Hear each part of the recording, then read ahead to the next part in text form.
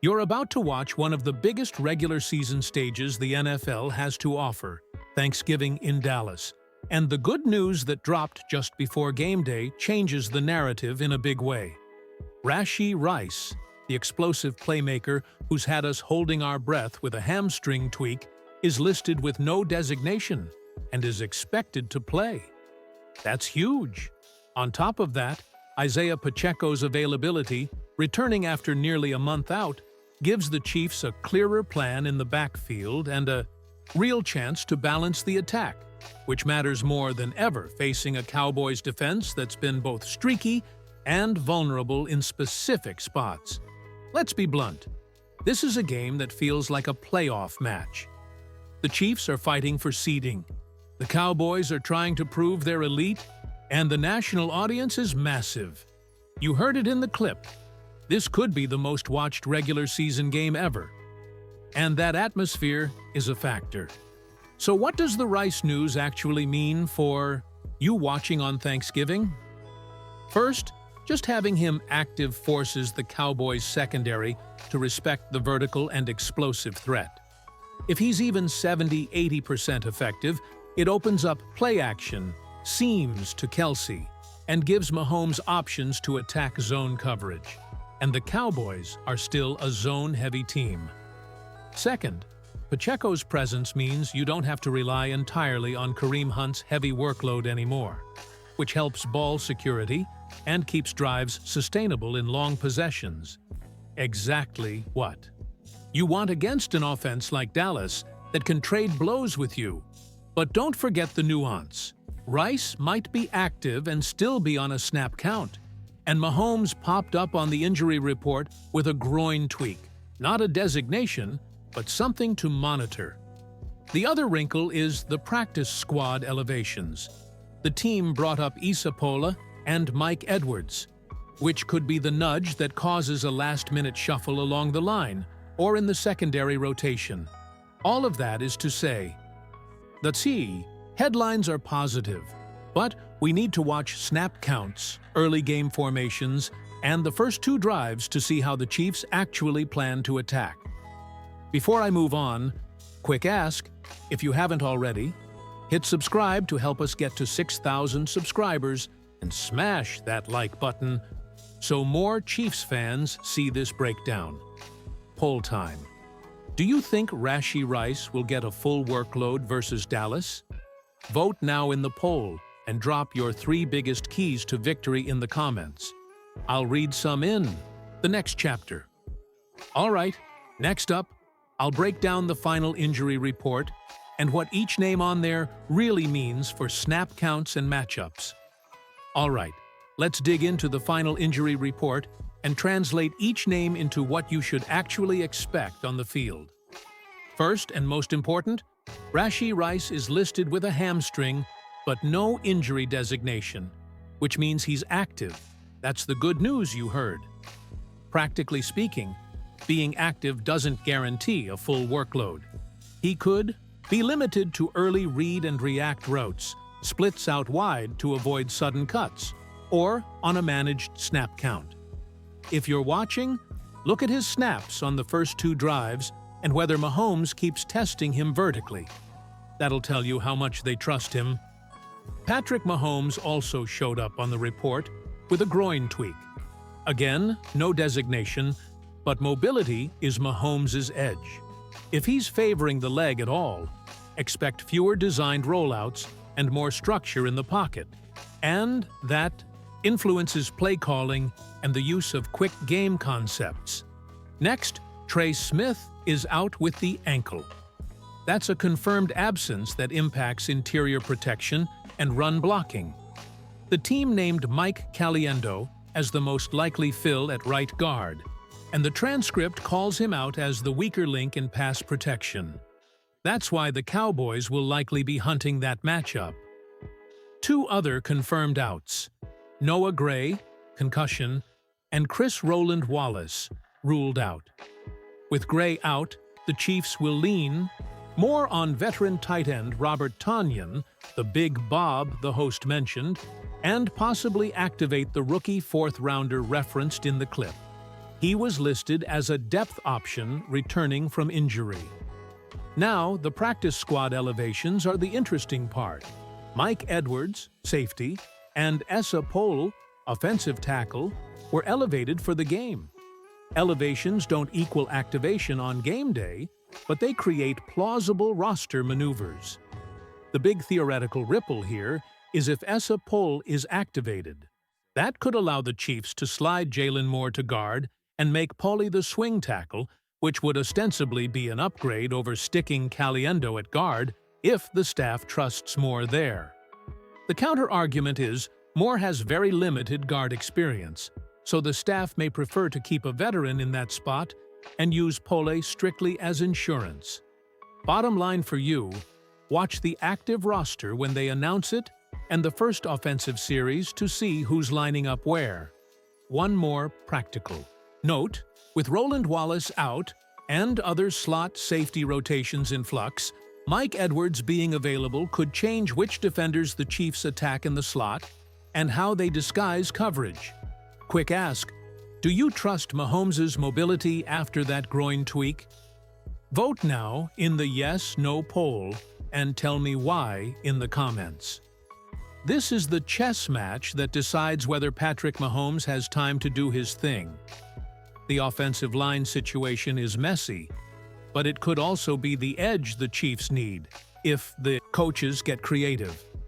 With Trey Smith out, the immediate concern is the interior. The transcript called Mike Caliendo out as the likely fill at right guard and flat out labeled him the weakest link in pass protection. That's why the Esa Pohl elevation matters. If Pohl is activated, the staff suddenly has options. They can keep a veteran starter at guard and use Pohl as the swing tackle.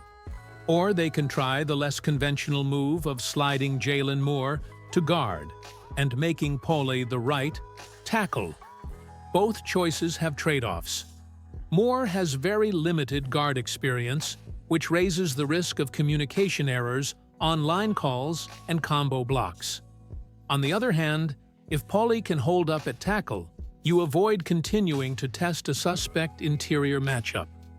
From a schematic perspective, there are clean, realistic ways to protect around a weaker guard without taking away Mahomes' strengths.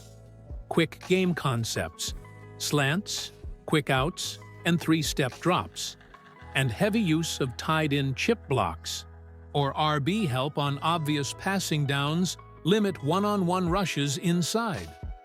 Another tool is max protect on key third downs and early drives. Keep two tight ends and a back in to buy Mahomes a clean pocket, and force Dallas to win with individual athleticism rather than schematic pressure. Against the Cowboys specifically, the interior pass rush, the names mentioned in the clip, is a real problem if the Chiefs leave a below-average blocker on an island. That suggests patience, early runs to set up, play action, and inside zone concepts that target peaks in the Cowboys' defensive line rotation, mixed with designed screens and draws to neutralize power up the middle. If you want the short play-calling blueprint, 1. Use Pacheco early and controlled bursts to keep drives long and clock moving. 2. Sprinkle in quick, high-percentage throws to Kelsey and Juju to beat the Cowboys' zone drops. And 3. Save the deep shots for when the Cowboys show single high or open seams. That's when Rice and Juju can really take advantage. Personnel-wise, if the staff is nervous about Moore at guard, expect to see a lot of 2T and 2RB sets early to mask interior issues. If Paulie plays, you'll see more traditional shotgun sets and 7 to 10 man pass pro looks, where Mahomes can step up and throw. Defensively, the line can also help by keeping the Cowboys from scoring on quick possessions.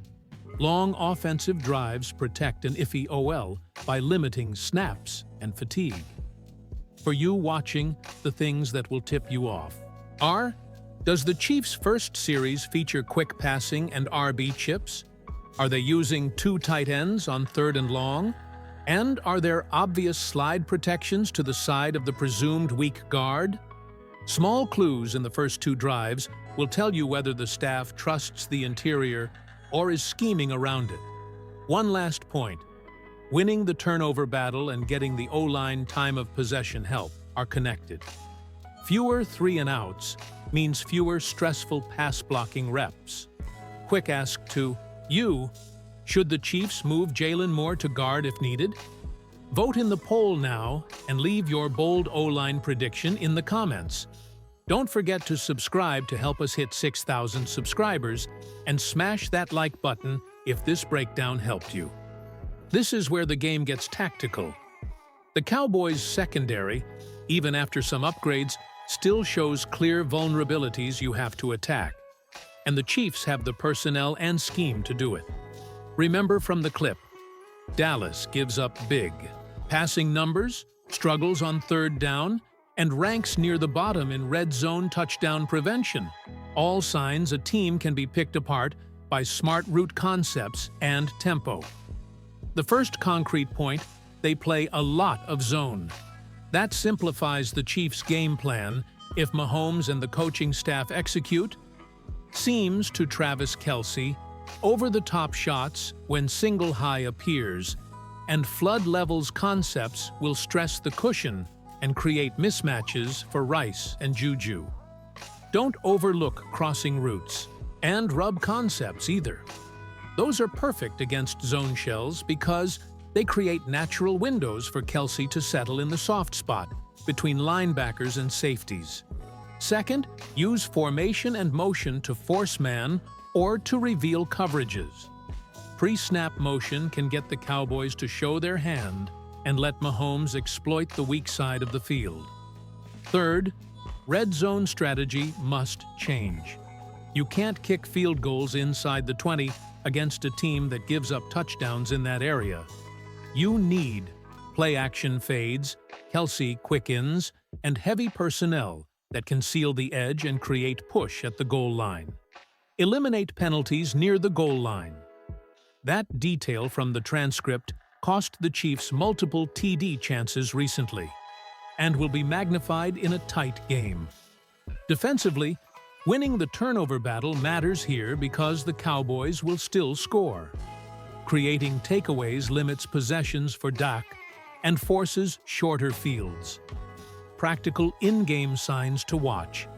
Are they testing single high, coverage early, and firing seams to Kelce? Are they using quick three-step throws to negate interior pressure while probing the deep third? Is Rice targeted on early verticals to bank respect and open up the middle? For your vote, will the Chiefs convert more than 50% of their red zone trips into touchdowns? Vote now and tell me which matchup you want attacked first. Rice on the outside, Kelce over the middle, or Juju in the intermediate game. Here are the 3 biggest concrete keys you should be watching if you want the Chiefs to walk out of Dallas with a win. First, red zone efficiency. Get touchdowns, not field goals. The Cowboys are vulnerable inside the 20, and the Chiefs really can't afford to leave points there the way they have recently. So eliminate penalties near the goal line and run play-action, jot, quick formation gambits designed to create seams for Kelce and the short power packages. Second, protect Mahomes. Whether that means sliding help to the interior, using quick game concepts to neutralize the rush, or leaning on Pacheco early to sustain long drives, the offensive line plan will determine how comfortable Mahomes is to attack downfield. Third, exploit the Cowboys' secondary schematically. Attack zones with seam levels concepts, use motion to reveal coverage, and target matchups where Rice or Kelce can isolate soft spots. Force Dallas into uncomfortable man looks and punish them when they give cushion. My score prediction, and the one from the clip, is Chiefs 31, Cowboys 27. A close, competitive game where the Chiefs win the turnover battle and convert a higher percentage in the red zone. For you, quick watch items to spot in the first half. Rice's snap count and target share, whether Mahomes is doing his usual rollouts or staying more pocket-based, and how the Chiefs handle interior matchups on third down. Now your part, leave your 3 biggest keys to victory in the comments and drop your score prediction below. I'll read the best ones in the next breakdown.